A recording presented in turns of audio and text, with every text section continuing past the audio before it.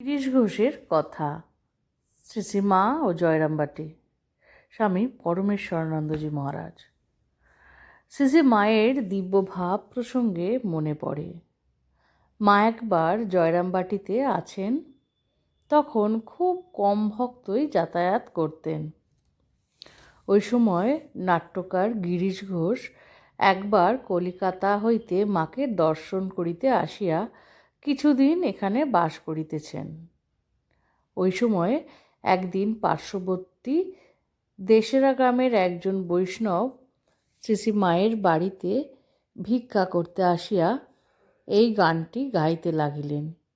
কি আনন্দের কথা শুনি মাগো উমে, লোকের মুখে শুনি সত্য বলো শিবানী, অন্নপূর্ণা তুমি কি বীরেশ্বরের বামে, ইত্যাদি। গানটি শুনিয়া গিরিশবাবু মায়ের মা শ্যামাসুন্দরী দেবীকে 10টি টাকা দিয়ে প্রণাম করিলেন।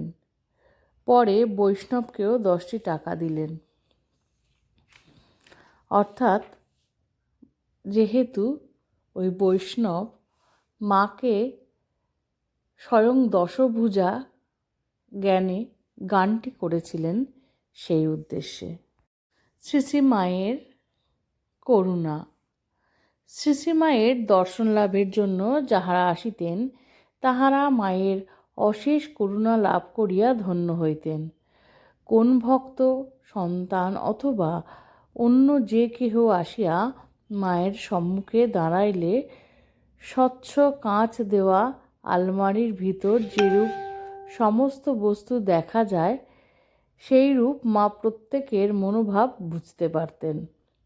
যিনি মায়ের শ্রীচরণে সর্বতোভাবে আত্মসমর্পণ করতে পারতেন এবং মন মুখ এক করিয়া সরলভাবে তাহার কৃপা প্রার্থনা করিতেন, তাহারই প্রতি তিনি প্রসন্না হইয়া বর্তমান ও ভবিষ্যতের মঙ্গল বিধান করিতেন। যিনি মন মুখ এক না করিয়া শ্রী শ্রী মায়ের নিকট উপস্থিত হইয়া তাহার কৃপা প্রার্থনা করিতেন, মা তাহার মনের সব ভাব বুঝিতে পারিয়া হাসিয়া কথাবার্তা বলিয়া বিদায় দিতেন, অন্য কিছু বলিতেন না। এই প্রকারে দিনের পর দিন, মাসের পর মাস, বৎসরের পর বৎসর তিনি বহু সন্তানকে কৃপা করিয়া তাহাদের জীবন কৃতার্থ করিয়াছেন। যে সন্তানই তাহার কাছে উপস্থিত হইয়াছেন, তিনি ভাবিয়াছেন ইনি তো আমারই মা। এমন মা আর কার হয়? আপনার হতেও আপনার।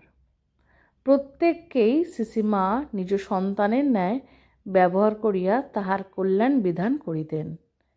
ছেলেমেয়েরা কত রকমের আবদার করিতেন, কত রকমের কামনা বাসনা পূরণের জন্য প্রার্থনা করিতেন, সবই তিনি প্রসন্ন চিত্তে পূর্ণ করিয়া দিতেন।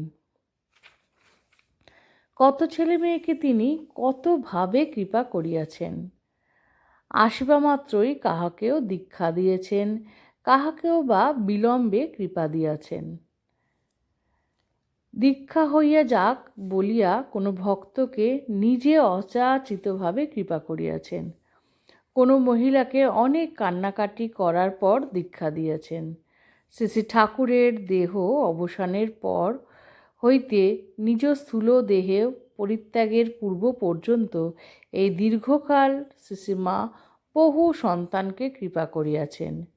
এমনকি অনেক বিবাহিত সন্তানকে সন্ন্যাস দীক্ষা দিয়া চরিতার্থ করিয়াছেন।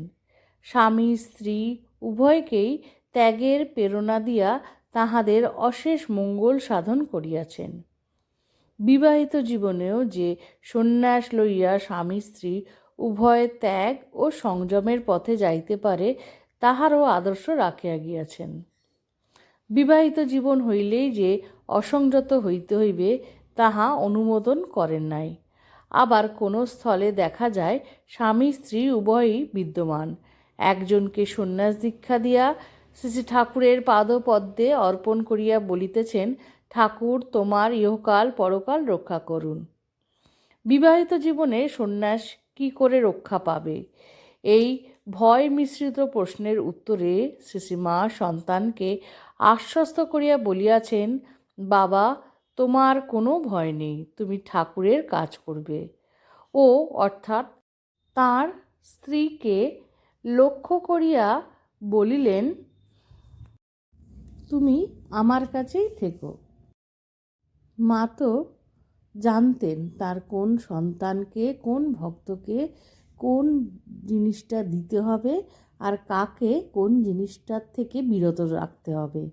তাই তো নিজেই বেছে বেছে তিনি সকলকে আশীর্বাদ প্রদান করতেন।